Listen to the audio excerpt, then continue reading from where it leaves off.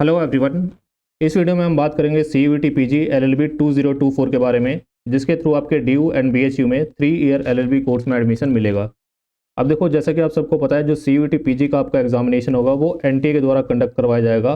और NTA ने जो अपना एग्जामिनेशन कैलेंडर रिलीज़ किया है उसके अंदर ये क्लियरली मेंशन किया हुआ है कि जो आपका CUET PG 2024 का एग्जामिनेशन है वो 11 मार्च से लेकर 28 मार्च के बीच में कंडक्ट करवाया जाएगा। यहाँ पे आप देख सकते हो एग्जाम जो कैलेंडर है NTA का वो मैंने ओपन किया हुआ है। इसमें साफ साफ यहाँ पे मेंशन किया हुआ है CUET PG का एग्जामिनेशन आपका 11 मार्च से 28 मार्च के बीच में कंडक्ट होगा।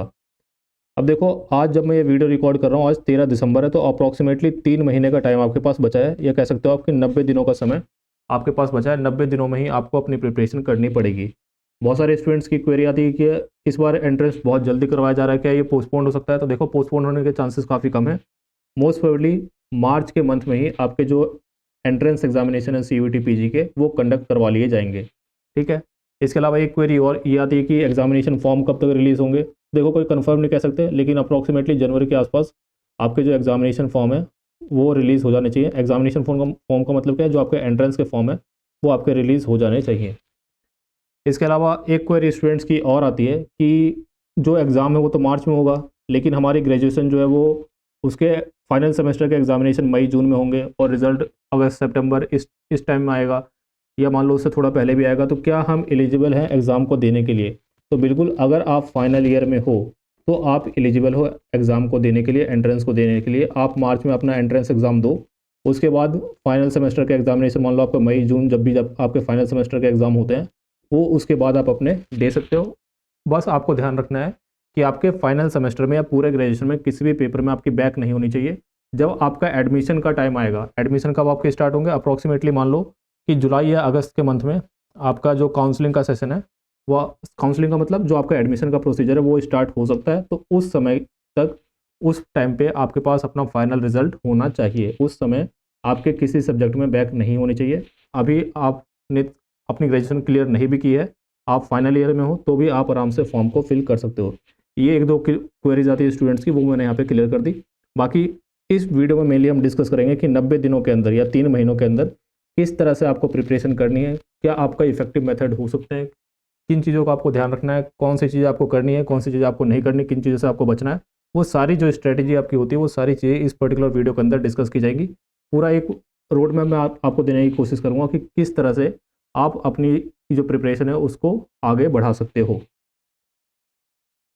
अब देखो, यहाँ पे एक क्वेरी स्टूडेंट्स की ये भी आती है कि जो COQP 11 है ये क्या है? तो बेसिकली ये कुछ नहीं है। CUET PG में हर एग्ज़ाम के लिए एक कोड होता है।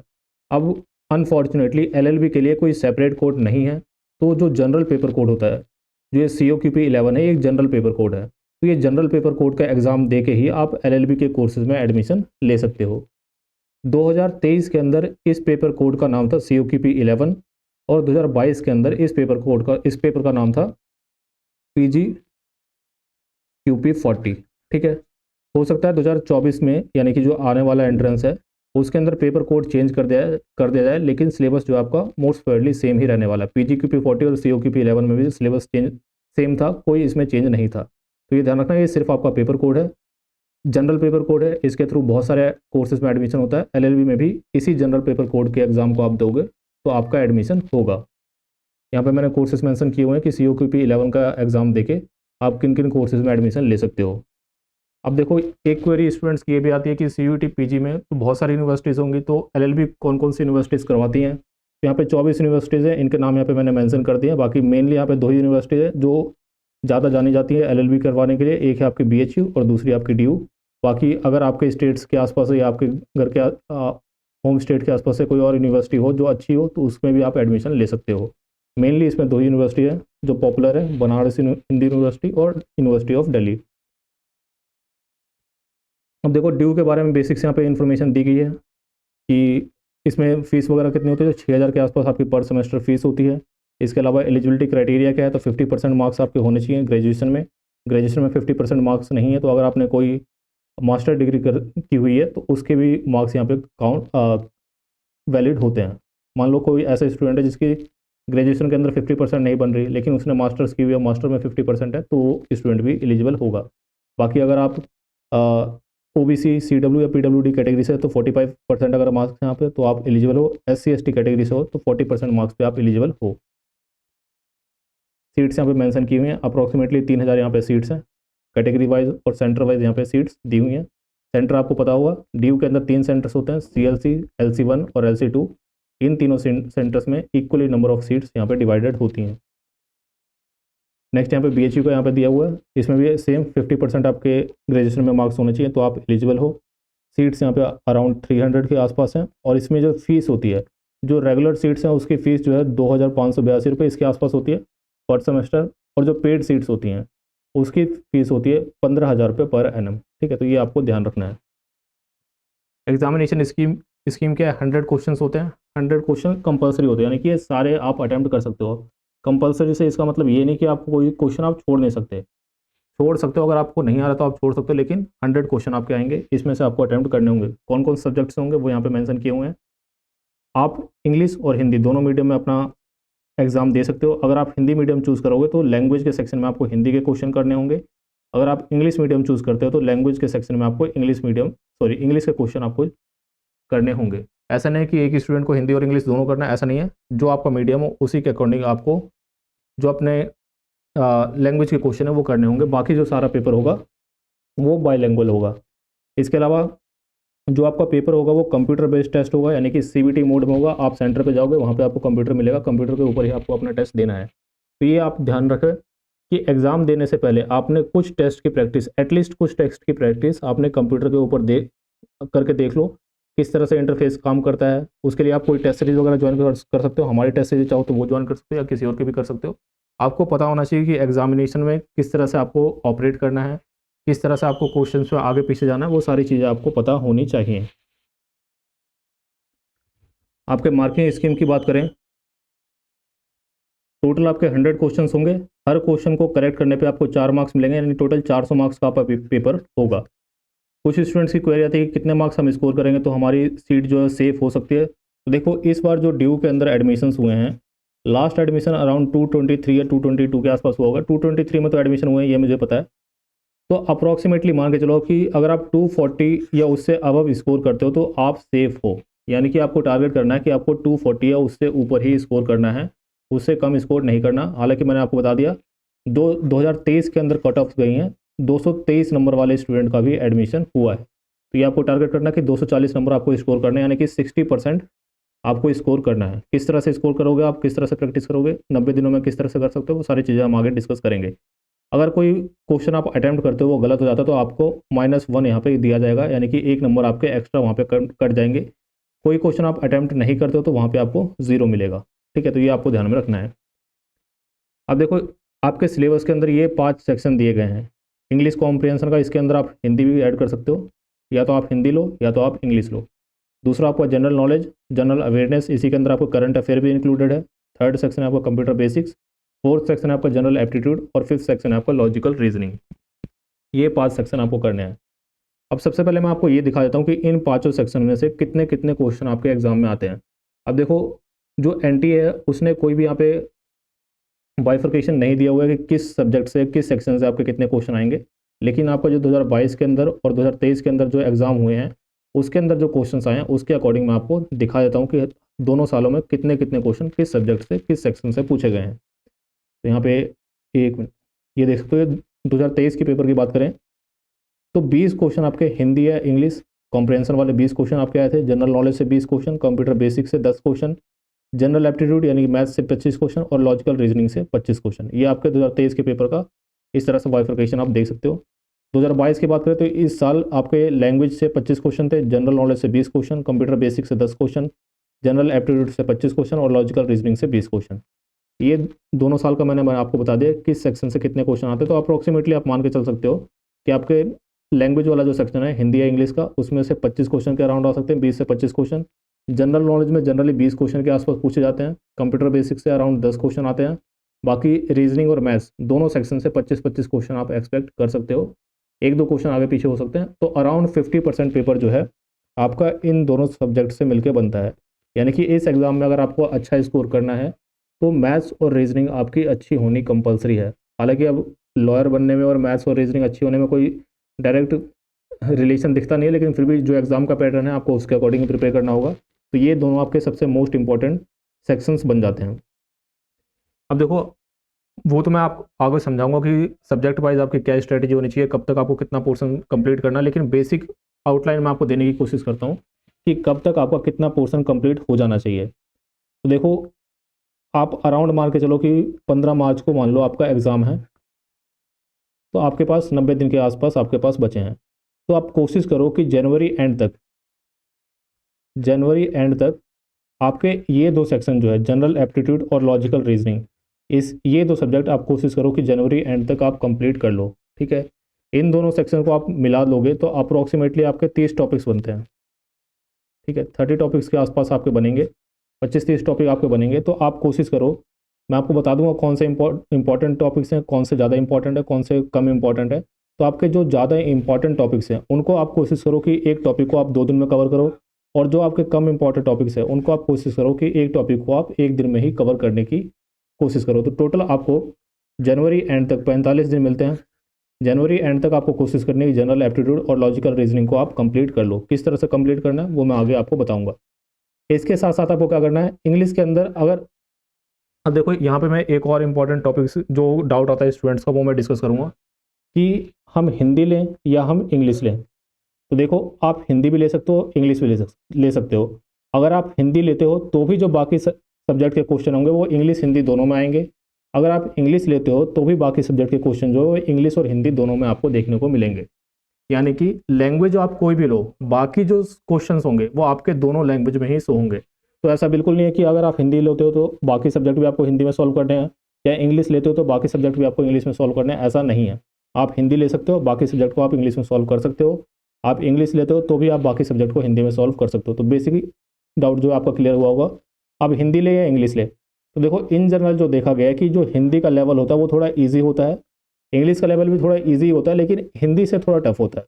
ठीक है, इंग्लिश भी ईजी ही आती है, बहुत ज़्यादा टफ नहीं आती, लेकिन हिंदी से थोड़ी सी टफ आती है। हिंदी कंपैरेटिवली ईजी होती है अगर आपकी दोनों लैंग्वेज पे कमांड ठीक ठाक है। तो आपको क्या करना है, आप जो प्रीवियस ईयर वाला जो एनालिसिस वीडियो मैंने डाला हुआ है उसमें आप जाओ। उसमें मैंने हिंदी के जो क्वेश्चन है उसको भी एनालाइज़ किया हुआ है, इंग्लिश के जो क्वेश्चन है उसको भी एनालाइज़ किया हुआ है। उसको जाके देखो, आपको देखना है कि बिना पढ़े आप किसके क्वेश्चन ज़्यादा अटैम्प्ट कर पा रहे हो, या कौन सा सब्जेक्ट आपको ज़्यादा ईजी लग रहा है। अगर आपको दोनों इक्वल लग रहा है कि हिंदी भी इक्वल लग रहा है, मेरे को इंग्लिश भी इक्वल लग रहा है, तो इंग्लिश ले लो, कोई दिक्कत नहीं है। अगर आपको ऐसा लग रहा है कि हिंदी मेरे से इंग्लिश में थोड़ा दिक्कत हो रही है, हिंदी में बिना पढ़े भी कर पा रहा हूँ, तो आप हिंदी ले सकते हो। ठीक है, अगर दोनों इक्वल लग रहे हैं तो मैं बोलूँगा कि आप इंग्लिश ले लो। इंग्लिश आपके आगे भी काम आएगी, अगर इंग्लिश को अभी आप प्रिपेयर करोगे तो आगे क्या कॉम्पिटिटिव एग्जाम्स में भी आपके काम आ जाएगी। तो उस केस में आप इंग्लिश ले लो। अगर आपको लग रहा है कि हिंदी में मैं बिना पढ़े भी बहुत सारे इस क्वेश्चन को करेक्ट कर पा रहा हूँ, इंग्लिश में मैं पढ़ के भी बहुत सारे क्वेश्चन को करेक्ट नहीं कर पा रहा, तो उस केस में आप हिंदी ले सकते हो। ठीक है, तो ये बेसिक आपको डाउट क्लियर यहाँ पे मैंने कर दिया। अब देखो क्या करना है, आपको जनवरी एंड तक 45 डेज में मैथ्स और रीजनिंग के टॉपिक्स को कवर करना है। साथ ही साथ में अगर आप इंग्लिश ले रहे हो तो इंग्लिश में कुछ ऐसे टॉपिक्स हैं जैसे वन वर्ड सब्स्टिट्यूशन है, इडियम्स एंड फ्रेजेस हैं, आपके एंटोनिम्स साइनोनिम्स हैं, ये सारे आपके याद करने वाले टॉपिक्स हैं। तो इन टॉपिक्स को आपको डेली थोड़ा थोड़ा करके कवर करना स्टार्ट कर देना है। ठीक है, तो जो इंग्लिश वाला ऐसा पोर्शन है जिसको आपको लर्न करना है, याद करना है, जो एक तरह से वोकैब वाला आपका पोर्शन है, one word substitution, idiom phrases, ये सारे आपके, इनको आपको धीरे धीरे स्टार्ट करना है, लर्न करना रीजनिंग और मैथ के साथ साथ। बाकी जनवरी एंड तक ये खत्म करोगे, उसके बाद आपको कंप्यूटर बेसिक और जनरल नॉलेज पे आना है। करंट अफेयर का क्या करना है वो भी हम आगे डिस्कस करेंगे। आप सब्जेक्ट बाई सब्जेक्ट देख लेते हैं। तो ये अब देखो यहाँ पे मैंने थोड़ी आपको आसानी है उसके लिए मैंने क्या किया है कि जो टॉपिक कम इंपॉर्टेंट है उसके आगे मैंने 1 स्टार बनाया हुआ है, जो टॉपिक्स उससे ज़्यादा इंपॉर्टेंट है 2 स्टार बनाए हुए हैं, और जो टॉपिक्स आपको सबसे पहले करने हैं, इन टॉपिक्स को तो करना ही करना है, इनमें से मोस्टली क्वेश्चन आपके पूछे जाएंगे, उसके आगे मैंने 3 स्टार लगाया हुआ है। उसके अकॉर्डिंग आप डिसाइड कर सकते हो कि कौन से टॉपिक्स को आपको पहले करना है, कौन से टॉपिक्स को आपको बाद में करना है। अगर टाइम नहीं बचता तो किन टॉपिक्स को आपको एंड में अगर ज़रूरत पड़ी तो छोड़ सकते हो, वो आप इन स्टार्स के अकॉर्डिंग डिसाइड कर सकते हो। 3 स्टार वाले टॉपिक्स को सबसे पहले करो, डिटेल में करो, ये आपको सबसे अच्छे से करना है। फिर 2 स्टार वाले टॉपिक्स को कर लो, और फिर एंड में 1 स्टार वालों को। एंड में अगर टाइम ना बचे तो इनको आप थोड़ा बहुत पढ़ के या बिना पढ़े भी आगे आप जा सकते हो। अब देखो यहाँ पे इंग्लिश ग्रामर है। अभी इंग्लिश ग्रामर को मैंने 1 स्टार दिया है, ऐसा क्यों? देखो 3 महीने का आपके पास टाइम है, कहने को तो हम कह सकते हैं कि 3 महीने में सब कुछ प्रिपेयर कर लो, सब कुछ ही प्रिपेयर करना चाहिए, लेकिन सिंपल सी बात यह है कि 3 महीने के अंदर सब कुछ प्रिपेयर नहीं किया जा सकता पूरी तरीके से। आपको कुछ चीज़ों को कम टाइम, कुछ चीज़ों को ज़्यादा टाइम देना ही पड़ेगा। इंग्लिश ग्रामर एक ऐसी चीज़ है, इसको आप ऐसा नहीं कि 2 दिन आप इंग्लिश ग्रामर आप पढ़ोगे और आपकी इंग्लिश ग्रामर बहुत इंप्रूव हो जाएगी, ऐसा नहीं है। जो आप बचपन से पढ़ते आ रहे हो, आप स्कूल में भी आपने इंग्लिश ग्रामर पढ़ी, कॉलेज में भी कुछ पढ़ी ही होगी, तो जो आपके ग्रामर का बेस है वो उसी के अकॉर्डिंग आपको एग्जाम में जाना पड़ेगा। आप ऐसा नहीं कर सकते कि मैं 10 दिन इंग्लिश ग्रामर पढ़ूंगा या 5 दिन इंग्लिश ग्रामर पढ़ूंगा और मैं बहुत इंप्रूव कर लूँगा, ऐसा करना मुश्किल होता है। जनरली आपने एग्जाम अटैम्प्ट करके देखें बहुत सारे, मोस्टली यही होता है कि आप रीड करके देखते हो, जो ऑप्शन आपको ठीक लगता है उसी को आप मार्क करते हो। बहुत ज़्यादा वहाँ पे लॉजिक काम करता नहीं है, बहुत ज़्यादा आपने अगर कुछ पढ़ा है तो वो काम करेगा नहीं। तो प्रैक्टिकल एडवाइस मैं आपको दूंगा, इंग्लिश ग्रामर को आप स्किप कर दो, इंग्लिश ग्रामर को आप बिना पढ़े भी एग्जाम में जा सकते हो। नेक्स्ट है आपका इंग्लिश यूजेस एरर। ये आपका एरर ढूंढने वाला होता है, इसकी आप प्रैक्टिस कर सकते हो। जो एमसीक्यू की प्रैक्टिस आप करोगे उसके अंदर आपका ये प्रिपेयर हो जाएगा। अब देखो एमसीक्यू की या मॉक टेस्ट की प्रैक्टिस आपको करनी किस तरह से है। जो भी आप मॉक टेस्ट सीरीज परचेज कर रहे हो, एक तो मैं सभी स्टूडेंट्स को सजेस्ट करूँगा, आप कोई कोर्स परचेज करो या ना करो, सभी स्टूडेंट्स को मैं सजेस्ट करूँगा कि आप एक मॉक टेस्ट जरूर से परचेज करो। जब तक आप क्वेश्चंस की प्रैक्टिस नहीं करोगे तब तक इस एग्ज़ाम में अच्छा स्कोर करना काफ़ी मुश्किल है। अगर आपको सारी चीज़ें बहुत अच्छे से आती है तो आप जा सकते हो, लेकिन अगर आप एवरेज स्टूडेंट हो तो आपको मॉक टेस्ट बहुत ही ज़रूरी है आपके लिए। जो भी आप मॉक टेस्ट परचेज कर रहे हो उसमें आप ध्यान रखो कि उस मॉक टेस्ट के अंदर 3 टाइप के टेस्ट होने चाहिए। पहले तो आपके टॉपिक वाइज टेस्ट होने चाहिए। टॉपिक वाइज टेस्ट का मतलब क्या है, जैसे मान लो इंग्लिश में आपने कोई एक टॉपिक कंप्लीट किया, जैसे मान लो आपने 1 वर्ड सब्स्टिट्यूशन कंप्लीट किया, तो उसको टेस्ट करने के लिए आपके टेस्ट सीरीज में कोई एक ऐसा टेस्ट होना चाहिए जिसमें सिर्फ और सिर्फ 1 वर्ड सब्स्टिट्यूशन के क्वेश्चन हो। आपको टेस्ट करना है कि मैंने 1 वर्ड सब्स्टिट्यूशन सारे पढ़ लिए, याद कर लिए, अब मुझे टेस्ट करना है। या मान लो आपने मैथ्स के अंदर जो परसेंटेज वाला टॉपिक है वो आपने कंप्लीट कर लिया, अब आपको परसेंटेज के टॉपिक क्वेश्चंस को प्रैक्टिस करना है, तो कैसे करोगे आप।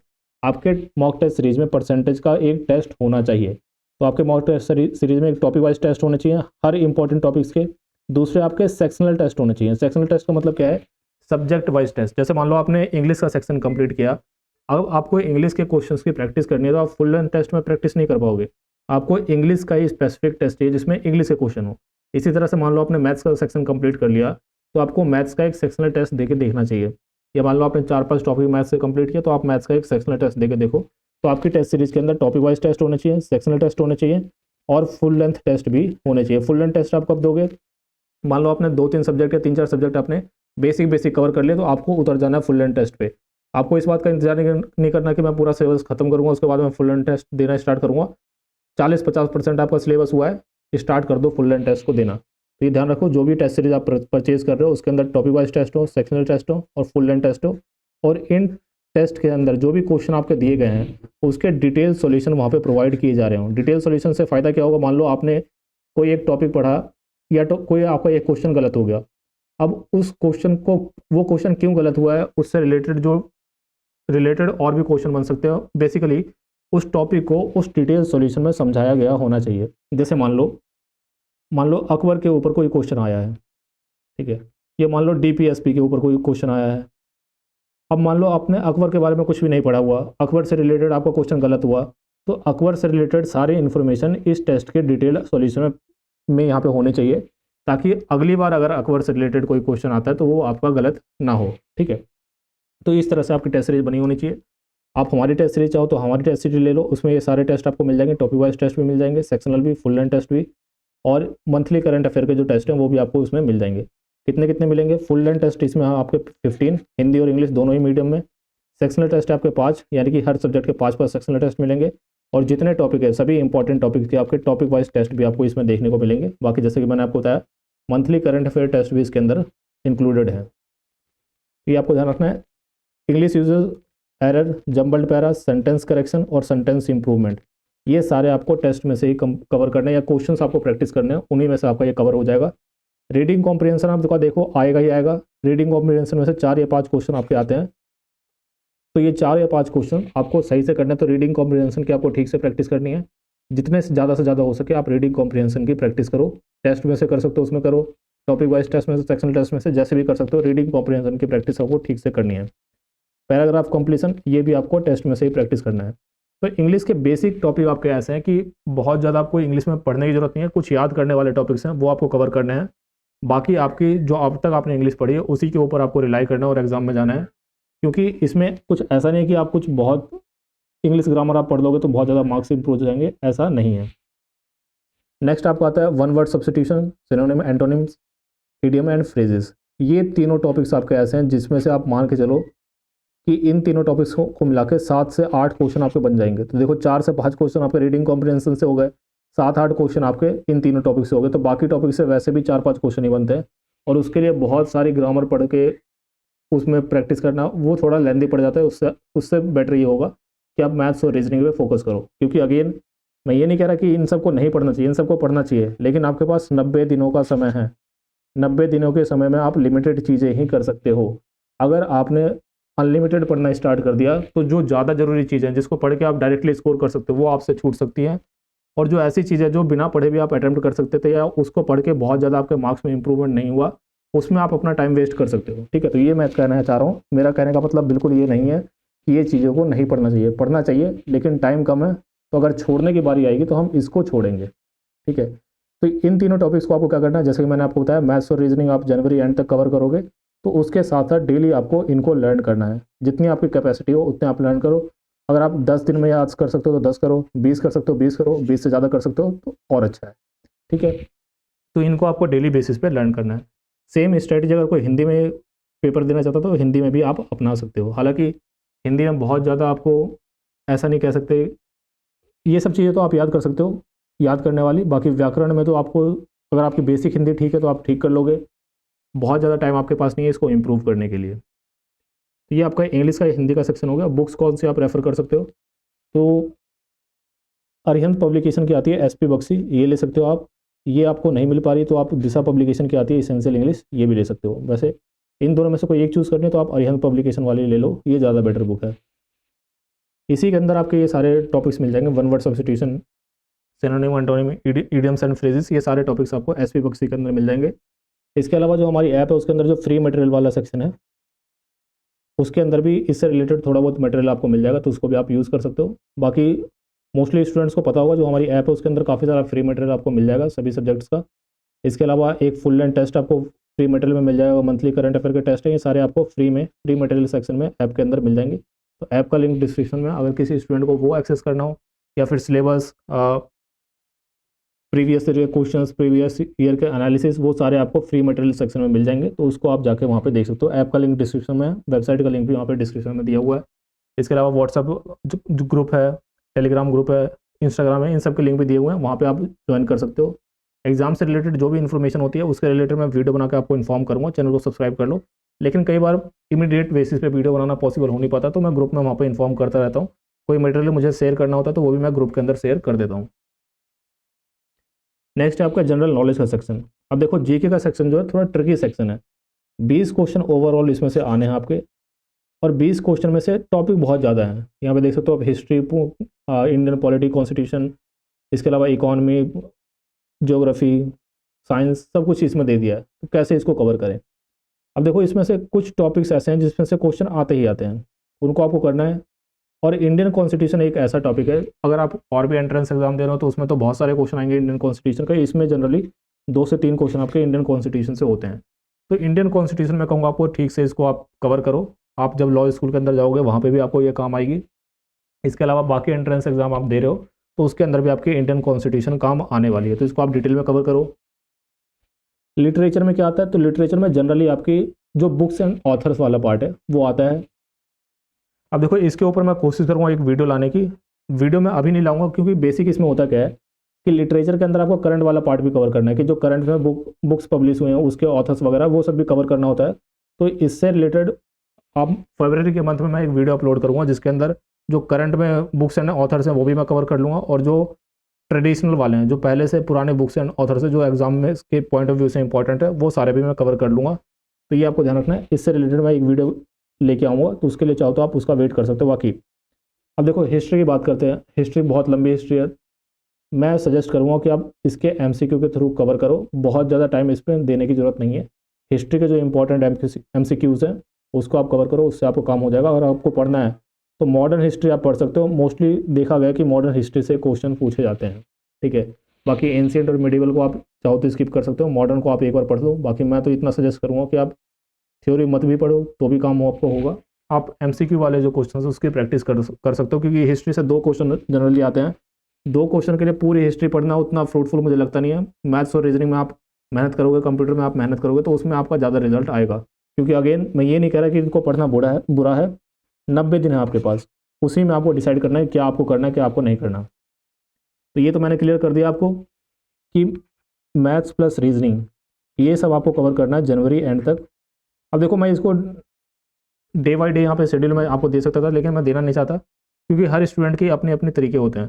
किसी स्टूडेंट की मैथ्स और रीजनिंग अच्छी होगी तो वो जल्दी कवर कर लेगा, किसी की खराब होगी तो उसको टाइम ज़्यादा लगेगा। तो अपने अकॉर्डिंग ये शेड्यूल को आप फ्लेक्सिबल कर सकते हो, लेकिन मैं कहूँगा कोशिश करो कि जनवरी एंड तक आप मैथ्स और रीजनिंग का सेक्शन कवर कर लो, और जो इंग्लिश का लर्न करने वाला सेक्शन है इसको आप करते रहो। ये तो एग्जाम तक आप करते ही रहोगे, ठीक है। तो इसको डेली बेसिस पे आप करते रहो, इसके लिए अलग से कोई शेड्यूल में टाइम मैं नहीं देना चाहूँगा। अब देखो जीके वाला सेक्शन है। हिस्ट्री को मैंने आपको बता दिया, कोशिश करो कि आप एमसीक्यू के थ्रू इसको करो। मेडिवल हिस्ट्री के एमसीक्यू कैसे प्रैक्टिस करने, यानी रैंडम प्रैक्टिस नहीं करने। मान लो मेडिवल मॉडर्न सेक्शन में आपको इंडियन फ्रीडम मूवमेंट जो है उसके एमसीक्यू कवर करो, तो उसके थ्रू जो उस टॉपिक में से जो इंपॉर्टेंट क्वेश्चंस आते हैं, जो इंपॉर्टेंट कुछ पॉइंट्स होते हैं, ठीक है, इंपॉर्टेंट कुछ डेटास होते हैं, इंपॉर्टेंट कुछ डेट्स होती हैं, कुछ मान लो कोई अधिवेशन वगैरह है, कांग्रेस की वहाँ पे मीटिंग्स होती है, वो सारी चीज़ें आपकी जो इंपॉर्टेंट टॉपिक्स हैं, इंपॉर्टेंट टॉपिक्स की डिटेल्स हैं, वो आपको समझ में आने लगेंगी, ठीक है। तो बेसिक कहने का मतलब ये है कि एमसीक्यू के थ्रू आप कवर करो तो आपका टाइम यहाँ पे काफ़ी बचेगा। कॉन्स्टिट्यूशन को आप डिटेल में कवर कर सकते हो। पर्सनैलिटीज़ में आप देखो, पर्सनैलिटी को कवर करने का ऐसा कोई रिसोर्स आपको मिलेगा नहीं। जो आप हिस्ट्री पढ़ रहे हो, पॉलिटी पढ़ रहे हो, उसके अंदर जो इंपॉर्टेंट पर्सनैलिटीज़ है उसी में से क्वेश्चन आपके आते हैं, तो ये बहुत ज़्यादा इंपॉर्टेंट नहीं है। स्पोर्ट्स आपका इंपॉर्टेंट है, स्पोर्ट्स से आपका करंट से भी क्वेश्चन आते हैं, फिर स्पोर्ट्स से आपके जो ट्रेडिशनल क्वेश्चंस हैं कि पहला ओलंपिक गेम कहाँ हुआ था, ओलंपिक गेम में सबसे पहले इंडिया के लिए गोल्ड मेडल किसने जीता था, इस तरह के जो क्वेश्चंस हैं वो भी आपके आते हैं, तो वो भी आपको कवर करने होंगे। इसके स्पोर्ट्स के लिए भी एक वीडियो मैं चैनल पे लेके आऊँगा। कब लेके आऊँगा? फरवरी के मंथ में। एक वीडियो के अंदर ही आपके स्पोर्ट्स से रिलेटेड जो करंट अफेयर है वो भी कवर होगा, और स्पोर्ट्स से रिलेटेड जो जनरली क्वेश्चंस आते हैं वो भी कवर किए जाएंगे। एक वीडियो का मतलब हो सकता है ये वीडियो 2-3 पार्ट में हो, लेकिन मैं इसको कवर करवा दूंगा। नेशनल और इंटरनेशनल इकोनॉमी में क्या आता है, जनरली जो आपके इंटरनेशनल ऑर्गेनाइजेशंस होते हैं उससे रिलेटेड क्वेश्चन इसमें आ जाता है। इकोनॉमिक्स में क्या आता है, बेसिक आपकी इकोनॉमिक्स आती है, और आरबीआई इससे रिलेटेड, आरबीआई को ठीक से पढ़ लेना। जनरली आरबीआई से क्वेश्चन ये लोग पूछते हैं, तो आरबीआई को आप ठीक से पढ़ लो, बाकी बेसिक इकोनॉमिक्स आप कवर कर सकते हो। अगेन एमसीक्यू इनके प्रैक्टिस करना बहुत ज़रूरी है, क्योंकि एमसीक्यू से आपको अंदाज़ा लग जाएगा किस टाइप के क्वेश्चंस आते हैं, और जो इंपॉर्टेंट टॉपिक्स है वो आपके कवर हो जाएंगे।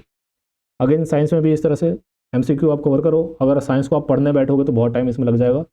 पॉलिटिक्स कोई ऐसा, पॉलिटिक्स को अलग से पढ़ने की ज़रूरत नहीं है, जो आपकी पर्सनैलिटीज़ होती हैं, पॉलिटिकल पर्सनैलिटीज़, उनसे आपका कवर हो जाता है। ट्रेड अवेयरनेस में अलग से कुछ पढ़ने की ज़रूरत नहीं है। ज्योग्राफी के आप बेसिक्स पढ़ सकते हो। अगेन ज्योग्राफी को डिटेल में कवर करने जाओगे बहुत टाइम लगेगा, एमसीक्यू के थ्रू इसको कवर करने की कोशिश करो। कल्चर में क्या आता है, कल्चर में आपके डांस फॉर्म आते हैं, इसके अलावा आपके जो फेस्टिवल्स होते हैं, कौन से स्टेट में कौन सा फेस्टिवल मनाया जाता है, ठीक है, ये सारे आपके कल्चर के पार्ट हैं, इसको आप डिटेल में कवर कर सकते हो। अब देखो यहाँ पे सब एक क्वेश्चन आएगा स्टूडेंट से, ये जो करंट अफेयर्स है इसका क्या करें। अब देखो सबके अलग अलग इसके ऊपर व्यूज़ हो सकते हैं। कुछ आपको बोलेंगे कि डेली न्यूज़पेपर पढ़ो, उसके थ्रू इसको कवर करो। कुछ आपको बोलेंगे करंट अफेयर बहुत ज़रूरी है, करंट अफेयर को तो आपको डेली करना ही चाहिए, डेली करंट अफेयर आप नहीं करोगे तो कवर ही नहीं कर पाओगे। देखो मेरा सिंपल सा कहना है यहाँ पे, अगेन 90 डेज़ हैं आपके पास, बहुत ज़्यादा दिन नहीं है। अगर आप डेली करंट अफेयर कवर करोगे, कितना टाइम दोगे आप डेली अगर 1 घंटा दोगे तो करंट अफेयर में कितना कवर कर पाओगे। करंट अफेयर से 2 से 3 क्वेश्चन आते हैं, पूरा आप डेली 3 महीने में 1-1 घंटा डेली दोगे तो आप कितने कवर करोगे, 2 से 3 क्वेश्चन मैक्सिमम। मान लो कि इस बार आपकी किस्मत खराब होती है और करंट अफेयर से 5 क्वेश्चन आ जाते हैं, तो भी 3 महीने डेली 1 घंटा देने के बाद आप 5 क्वेश्चन कवर कर पाओगे। और मैं इस बात की गारंटी दे सकता हूँ कि जो पूरा करंट अफेयर चार्ट के भी जाएगा ना, वो 5 के 5 क्वेश्चन सही नहीं कर पाएगा। एक आध क्वेश्चन तो ये ऐसा पूछेंगे जो आप नहीं कर पाओगे, और जो बिल्कुल भी करंट अफेयर पढ़ के नहीं गया होगा वो भी एक आध क्वेश्चन तो कर ही लेगा। तो आप देखो कि कितना टाइम देने के बाद आपको कितना आउटपुट मिल रहा है। डेली 1 घंटा आप दे रहे हो करंट अफेयर में, और क्वेश्चन कितने आएंगे, 2 से 3। ज़्यादा आपकी किस्मत खराब हुई तो 5 क्वेश्चन आ जाएंगे, इससे ज़्यादा क्वेश्चन तो नहीं आएंगे। अब कुछ स्टूडेंट मेरे को मैसेज करते हैं कि मैंने एक वीडियो देखी थी, उसमें बता रहे हैं कि करंट अफेयर से 6 क्वेश्चन आते हैं, करंट अफेयर से 8 क्वेश्चन आते हैं, 10 क्वेश्चन आते हैं। आप खुद अपना दिमाग लगाओ, जीके से टोटल 20 क्वेश्चन के आसपास आ रहे हैं, उसमें से क्या आधे क्वेश्चन करंट अफेयर के आते हैं। जो आपको वीडियो बता रहा है या जो आपको ये सजेस्ट कर रहा है कि करंट अफेयर में से 6 8 10 क्वेश्चन आ रहे हैं, उनको पूछो कि भाई जो 2023 का पेपर हुआ है, 2022 का पेपर हुआ है, मुझे बता दो उसमें कहाँ है 8 क्वेश्चन करंट अफेयर के, 6 क्वेश्चन कहाँ हैं उसमें करंट अफेयर के। मैंने अपने चैनल पे वीडियो बनाई हुई है, आप खुद भी प्रीवियस ईयर के पेपर देख सकते हो, मैंने अपने ऐप पे शेयर किए हुए हैं। आप 2022 का पेपर उठाओ, 2023 का पेपर उठाओ, आप खुद चेक करो करंट अफेयर के कितने क्वेश्चन आ रहे हैं। करंट अफेयर के 2 से 3 क्वेश्चन आते हैं। जो भी आपको बोल रहा है करंट अफेयर के 6 क्वेश्चन आएंगे, 8 क्वेश्चन आएंगे, 10 क्वेश्चन आएंगे, बिल्कुल बकवास है। करंट अफेयर के आपके 2 से 3 क्वेश्चन आते हैं। बहुत ज़्यादा आपकी किस्मत खराब हुई मान लो 2024 में तो 5 क्वेश्चन आ जाएंगे। फिर भी मैं आपको सजेस्ट करूंगा कि अगर आपके पास टाइम कम है तो करंट अफेयर को कंप्लीटली स्किप कर दो, कुछ मत करो करंट अफेयर का। एक घंटे भी करंट अफेयर को मत पढ़ो, बिल्कुल भी मत पढ़ो, जाने दो इसको। करंट अफेयर के आप कुछ बस इंपॉर्टेंट टॉपिक्स कवर कर लो। कौन कौन से इंपॉर्टेंट टॉपिक्स? जो डांस फॉर्म से रिलेटेड, स्पोर्ट्स से related current affair, military exercise होती है आपकी, वो कवर कर लो। आपके बुक्स एंड ऑथर्स होते हैं करंट अफेयर के, वो कवर कर लो। 4 5 आपके इंपॉर्टेंट टॉपिक्स हैं, मैं आपको बता देता हूँ। एक आपका स्पोर्ट्स, ये कवर करो। बुक्स एंड ऑथर्स, इसको कवर करो। मिलिट्री एक्सरसाइज होती है, ये कवर कर लो। आपकी जो रैंकिंग्स आती हैं, ये कवर कर लो, ठीक है।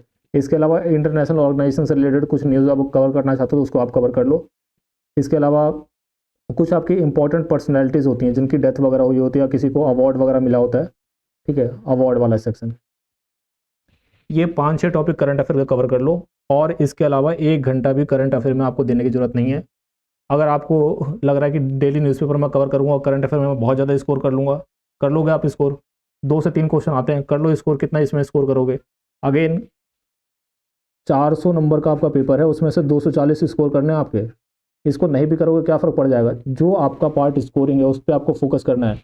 आपको महारथी नहीं बनना, आपको सारे क्वेश्चन नहीं करने, आपको अपना एंट्रेंस एग्जाम क्लियर करना है। और एंट्रेंस एग्जाम क्लियर करने के लिए आपको मैथ्स और रीजनिंग में अपने मार्क्स जो इंप्रूव करने होंगे। मैथ्स और रीजनिंग आप पढ़ोगे, जो पढ़ोगे वो एग्जाम में आएगा। करंट अफेयर में आप जितना मर्जी पढ़ लो, हो सकता है एग्जाम में जो क्वेश्चन आए वो आपने फिर भी ना पढ़ा हो। तो आप इन बातों को समझो। बाकी पैर आपका है, कुल्हाड़ी आपकी है, हाथ आपका है, जहाँ मारना है आप मार लो। मेरा सजेशन बिल्कुल क्लियर यही है, करंट अफेयर को स्किप करो, छोड़ दो इसको, बिल्कुल भी मत पढ़ो। जो इंपॉर्टेंट टॉपिक्स मैंने बताए हैं इतना कर लो। इसके अंदर से ही 2 3 क्वेश्चन आते हैं, 2 क्वेश्चन तो आपके इसी के अंदर से आएंगे। एक क्वेश्चन ऐसा आएगा जो किसी को नहीं आता होगा, चाहे कितना भी करंट अफेयर पढ़ लो, एक क्वेश्चन आपका ऐसा आ ही जाएगा। इस 2023 का पेपर देख लो, उसमें करंट अफेयर के क्वेश्चन मैंने डिस्कस किए हुए हैं। एक ऐसा क्वेश्चन आया हुआ है जिसने डेली करंट अफेयर जो पढ़ता होगा, न्यूज़पेपर चाटता होगा, उसको भी नहीं पता होगा, ऐसा करंट अफेयर का क्वेश्चन पूछा हुआ है। तो ये मेरा ब्लंट आपका सजेशन है, करंट अफेयर को आप बिल्कुल छोड़ दो, कुछ मत करो करंट अफेयर में। सीधा बस ये टॉपिक्स करो, एग्जाम में जाओ, मैथ्स और रीजनिंग को ठीक से करो, आपका आराम से पेपर क्लियर होगा, ठीक है। तो ये करंट अफेयर के लिए मैंने आपको बता दिया, बाकी आपकी इच्छा है, जैसा मर्जी चाहो आप कर सकते हो। बाकी जो हमारी टेस्ट सीरीज उसके अंदर करंट अफेयर का मंथली टेस्ट इंक्लूडेड है। मंथली टेस्ट के अंदर क्या है, जो भी मंथ के अंदर जो इंपॉर्टेंट इवेंट्स होते हैं उससे एक क्वेश्चन होता है, और फिर उस टॉपिक से रिलेटेड जितनी भी इन्फॉर्मेशन होती है वो उसकी डिटेल सोल्यूशन में प्रोवाइडेड होता है। अगर आपको वो करंट अफेयर आता होगा तो आप सही कर लोगे, गलत करोगे तो आप उसके सोल्यूशन को पढ़ोगे तो वो आपको याद रहेगा। तो इस तरह से आप मंथली करंट अफेयर जो है टेस्ट सीरीज के अंदर इंक्लूड की गई है। बाकी जो टेस्ट होंगे उसके अंदर तो करंट अफेयर के क्वेश्चन रहते ही हैं। बाकी अगर आपको कोई कह रहा है कि 6 8 10 क्वेश्चन आते हैं, उसको बोलो कहाँ है भाई क्वेश्चन, मुझे बता। बाकी आप खुद पेपर एनालाइज करके देख सकते हो, उसके अंदर सिर्फ 2 या 3 क्वेश्चन आपके करंट अफेयर के होते हैं। तो ये आपका जीके का सेक्शन होगा। जीके का सेक्शन कवर किस बुक से करोगे? देखो आपके पास ज़्यादा टाइम है तो आप ये लूसेंट की बुक ले सकते हो, ये थोड़ी लेंदी बुक है, बहुत ज़्यादा इसमें आपको पढ़ना पड़ेगा। इतना टाइम आपके पास नहीं है तो अरिहंत की एक छोटी पतली सी बुक आती है, 80 100 पेज की होती होगी, इसको आप ले सकते हो, इससे भी आपका कवर हो सकता है। बाकी जितने ज़्यादा आप क्वेश्चन प्रैक्टिस करोगे वो आपके लिए बेटर रहेगा। लॉजिकल रीजनिंग की बात करें तो यहाँ पे मैंने स्टार से बताया हुआ है कौन से टॉपिक्स आपके ज़्यादा इंपॉर्टेंट है, उसको आप कवर करो पहले। तो statement, argument, cause and effect, statement assumption, statement conclusion, ये चारों टॉपिक्स ऐसे हैं जिससे 2022 में बहुत ज़्यादा क्वेश्चन आए थे। 12 15 क्वेश्चन इन्हीं 4 टॉपिक से आए थे। इस 2023 के पेपर में कम हो गए, 3 4 क्वेश्चन इन टॉपिक से आए हैं, लेकिन ये टॉपिक फिर भी इंपॉर्टेंट है। सारे टॉपिक एक जैसे हैं तो इनको आप कवर करो, ये आपके लिए इंपॉर्टेंट है। फिर ब्लड रिलेशन और ये सारे जो टॉपिक है, non analogy test, direction and distance test, इसके अलावा अरेंजमेंट के अंदर आपको सिटिंग अरेंजमेंट करना है, ठीक है। ये सारे आपके इंपॉर्टेंट टॉपिक्स है, इनको आप करो। बाकी जिसके आगे मैंने 1 स्टार लगाया हुआ है इसको आप छोड़ भी सकते हो, क्योंकि ये ईजी क्वेश्चन होते हैं, बिना पढ़े भी आप कर सकते हो। जैसे सिंबल बेस्ड क्वेश्चन होते हैं, आपके कॉमन सेंस वाले क्वेश्चन होते हैं, नहीं भी पढ़ के जाओगे तो भी कर लोगे, ठीक है। सीक्वेंसिंग वाले क्वेश्चन हो गए, मैट्रिक्स अरेंजमेंट चाहो तो आप छोड़ सकते हो। नॉन वर्बल रीजनिंग, आएगा भी तो ईजी क्वेश्चन आएगा, बिना पढ़े भी आप कर सकते हो। ठीक है, तो इस टाइप के जो क्वेश्चन होते हैं जनरली तो आता नहीं है, लेकिन आएगा तो मैंने आपको बता दिया कि जो 3 स्टार वाले टॉपिक्स हैं इसको आप श्योर शॉर्ट करो, 2 स्टार वाले क्वेश्चन को भी टॉपिक्स को भी करो, 1 स्टार वाले चाहो तो आप छोड़ सकते हो, इसको बेसिक कर सकते हो। उसके कौन सी बुक से कवर करोगे, तो लॉजिकल रीजनिंग के लिए बुक आती है आपकी RS अग्रवाल की, verbal and non verbal reasoning, इसको आप ले लो, इसके अंदर से इसको आप कवर कर सकते हो। तो ये आपका लॉजिकल रीजनिंग का पार्ट हो गया। अब बेसिक मैंने आपको समझा दिया कि जनवरी एंड तक आपको मैथ्स प्लस रीजनिंग करनी है, इसको ख़त्म करना है और इसके टेस्ट वगैरह प्रैक्टिस करने स्टार्ट कर देने हैं। जनवरी एंड जैसे ही आएगा मैथ्स और रीजनिंग आप कवर करोगे, उसके बाद आपको सीधा कंप्यूटर कवर करना है और कूद जाना है फुल लेंथ टेस्ट पे। ठीक है, कंप्यूटर कैसे कवर करना है, यहाँ पे कंप्यूटर मैंने दिया हुआ है। कुछ टॉपिक्स हैं जो बहुत इंपॉर्टेंट होते हैं, इसको आपको याद करना स्टार्ट करना है, जैसे कंप्यूटर एब्रीविएशन और कंप्यूटर शॉर्ट कीज़। इसमें से 2 से 3 क्वेश्चन, कभी कभी 4 क्वेश्चन भी आपके आते हैं 10 में से, तो इन दोनों को तो आपको रटना स्टार्ट कर देना अभी से। बाकी जो इंपॉर्टेंट टॉपिक्स हैं यहाँ पे मैंने मेंशन कर दिए हैं। माइक्रोसॉफ्ट विंडोज़ आपको ध्यान से करना है। माइक्रोसॉफ्ट ऑफिस के अंदर वर्ड और पावर पॉइंट से आपके ज़्यादा क्वेश्चन आते हैं, तो इनको आपको ज़्यादा डिटेल में पढ़ना है। एक्सेल, एक्सेस और आउटलुक से कम क्वेश्चन आते हैं, बेसिक आपको पढ़ लेना है। इसके अलावा computer related terms, web browser, इनसे क्वेश्चन आपके आते हैं। इनपुट आउटपुट डिवाइसेस, इनसे आपके क्वेश्चन आते हैं, तो वो मैंने यहाँ पे सारे मार्क्स किए हुए हैं, इनको आपको करना है। तो अगेन मैं स्ट्रेटजी दोबारा रिवाइज कर दूँ, मैथ्स और रीजनिंग आपको कवर करनी है जनवरी एंड तक, कोशिश करो आप जनवरी एंड तक कवर कर लो। उसके बाद सीधा आपको करना है कंप्यूटर बेसिक्स। कंप्यूटर बेसिक्स आप कवर करोगे तो अप्रॉक्सीमेटली मुझे नहीं लगता 10 दिन से ज़्यादा लगने चाहिए, 8-10 दिन में आप कंप्यूटर बेसिक्स को आराम से कवर कर सकते हो। तो 10 फरवरी तक आपका पूरा सिलेबस, जो ये 3 सब्जेक्ट हैं आपके, मैथ्स, रीजनिंग और कंप्यूटर बेसिक्स, और इंग्लिश आप थोड़ा थोड़ा पढ़ते आ रहे हो, ये सब आपका कवर हो चुका है। अब sectional test, topic wise test, वो तो मैं अज्यूम कर रहा हूँ कि आप एक टॉपिक करोगे, उसके बाद सेक्शनल टेस्ट करोगे, उसके बाद टॉपिक वाइज टेस्ट करोगे, और एक सब्जेक्ट आप कंप्लीट करोगे तो उसके बाद आप सेक्शनल टेस्ट करोगे। 10 फरवरी के बाद जब आपके 3 सब्जेक्ट कंप्लीट हो जाते हैं, मैथ्स, रीजनिंग और कंप्यूटर बेसिक्स, थोड़ी बहुत इंग्लिश आप पढ़ चुके हो, आपको डायरेक्टली कूद जाना है फुल लेंथ टेस्ट में। फुल लेंथ टेस्ट में आपको डायरेक्टली कूद जाना है। कोशिश करो कि हर 2 दिन में आप एक फुल लेंथ टेस्ट को दो। हर 2 दिन में, अगर आपके पास टाइम कम है तो डेली भी आप दे सकते हो, बाकी हर 2 दिन में आप एक फुल लेंथ टेस्ट को दो। उस टेस्ट को एनालाइज करो, उसके जो टॉपिक आपके गलत हुए हैं, जो क्वेश्चंस आपके गलत हुए हैं, उसको एनालाइज करो, उसके डिटेल सॉल्यूशन आप पढ़ो और आगे उसमें इंप्रूवमेंट करो। तो ये पूरा आपका इस तरह से होने वाला है। बाकी जीके को कैसे कवर करोगे, जीके मैंने आपको बताया, धीरे धीरे आप MCQ के थ्रू कवर करो। इंडियन पॉलिटी आप 10 के बाद भी पढ़ना स्टार्ट कर सकते हो। देखो, आप फुल लेंथ टेस्ट आप करने पे स्टार्ट करोगे तो ऐसा तो नहीं है पूरे दिन आप टेस्ट करोगे। 2 घंटे का आपका टेस्ट होगा, 2 घंटे आपको एनालाइज करने में लगेंगे, और आपको कितना करना है, 2 दिन में एक टेस्ट करना है। उसके बाद जो टाइम बचेगा उसमें आप जीके धीरे धीरे पढ़ना स्टार्ट करो, साथ साथ जीके पढ़ो। बेसिक कहने का मतलब मेरा ये है कि आपको टोटल 60% स्कोर करना है, यानी कि 100 में से 60 क्वेश्चन आपको ठीक करने हैं। ठीक है, 60 क्वेश्चन आप ठीक करोगे तो आप पास हो। 60 मतलब नेट 60 करना है, ऐसा नहीं कि 60 आपने सही किया 40 गलत कर दिया, फिर ऐसा नहीं करना। 240 स्कोर आपको करना है। ठीक है, तो 50 क्वेश्चन आपके मैथ्स और रीजनिंग में से आएंगे। अगर आपने ठीक से मैथ और रीजनिंग पढ़े तो इस 50 में से 40 क्वेश्चन आप आराम से कर सकते हो। बहुत स्टूडेंट को लगेगा नहीं 40 तो नहीं हो पाएंगे। आप 2023 का 2022 का पेपर लो, अगर आपकी मैथ्स ठीक से आपने प्रिपेयर किए तो आराम से आप 50 में से 40 क्वेश्चन करेक्ट करोगे। कंप्यूटर के 10 क्वेश्चन आते हैं, 10 में से आराम से 6 क्वेश्चन आप करेक्ट करोगे। बाकी आपके इंग्लिश के क्वेश्चन आते हैं, 20 क्वेश्चन भी अगर आपके इंग्लिश में से आते हैं तो 20 में से 15 तो कहीं नहीं जाने चाहिए। ईजी इंग्लिश आती है आपकी, जो पैसेज आता है उसी में से आप 5 क्वेश्चन 4 क्वेश्चन उसी में से आ जाते हैं। तो इतना ही पार्ट अगर आप ठीक से कर लोगे तो आराम से आप पेपर क्लियर कर लोगे। बाकी ऐसा तो होगा नहीं कि जीके में से सारे क्वेश्चन ही आप गलत कर लोगे, 2-4 क्वेश्चन तो वहाँ से भी करेक्ट आप कर ही लोगे। तो ये पूरी आपकी स्ट्रेटजी होनी चाहिए मेरे अकॉर्डिंग। बाकी आप खुद अपने आप अकॉर्डिंग डिसाइड कर सकते हो। मैथ्स के यहाँ पे टॉपिक्स मैंने लिख दिए हैं, कौन से टॉपिक ज़्यादा इंपॉर्टेंट है वो मैंने मार्क कर दिया यहाँ पे स्टार के अकॉर्डिंग। जो 3 स्टार वाले क्वेश्चन टॉपिक्स हैं वो आपके बहुत ज़्यादा इंपॉर्टेंट है, जो 1 स्टार वाले टॉपिक है वो आपके कम इंपॉर्टेंट है। तो ये इस तरह से आप चाहो तो प्रिपेयर कर सकते हो। मैथ्स की बुक कौन सी ले सकते हो आप, तो आपके पास अगर कम टाइम है तो ये बुक आप ले सकते हो, maths 30 days wonder by S Chand. इसके अंदर शॉर्ट में काफ़ी अच्छे से समझाया हुआ है, ये बुक आप ले सकते हो। अगर आपको डिटेल में पढ़ना है तो फास्ट ट्रैक ऑब्जेक्टिव अर्थमेटिक आती है राजेश वर्मा की, अरिहंत पब्लिकेशन, इस बुक को आप ले सकते हो। ठीक है, इन दोनों में से कोई भी बुक आप ले लो। बाकी जैसा कि मैंने आपको बोला, ये वाली maths 30 days wonder by S Chand, ये आप लोगे तो इसमें थोड़ा ईजी मेथड में इसमें समझाया हुआ है, ऑब्जेक्टिव अर्थमेटिक में थोड़ा डिटेल में बताया हुआ है। ठीक है, तो बेसिक में रिपीट कर दूँ दोबारा से किस तरह से करना है।